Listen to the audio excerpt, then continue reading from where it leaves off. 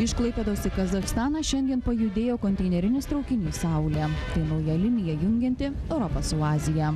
Plataus vartojimo prekės maisto produktai Kazachstaną pasieks maždaug per savaitę. Tai 2 ar net 3 kartus greičiau negu plukdant tokius krovinius laivais. Visam pasaulyje praktiškai labai aktyviai vystosi būtent pervežimai konteineriais ir tas konteinerinis vežimas įstvest kryptim būtent per Klaipėdą yra mūsų toks vienas iš didžiausių, sakykime, užduočių ir prioritetų. Tai yra vienas iš perspektyviausių projektų.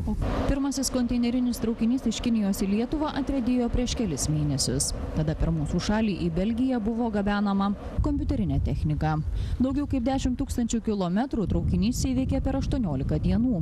Toks krovinys laivu būtų plaukęs daugiau kaip mėnesį. Šio maršruto iniciatoriai sako, kad didėjant vartojimui krovinių turėtų daugėti.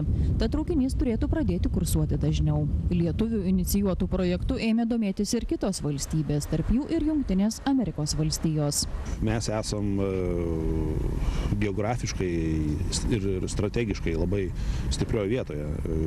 Esame tarp didžiųjų rinkų, tarp vakarų ir rytų. Prioritetas ir pliusas tas, kad mes pažįstame tiek vakarų rinką, tiek rytų rinką. Mes galim bendrauti ir su vienais, ir su kitais, kaip tame pačiame lygyje.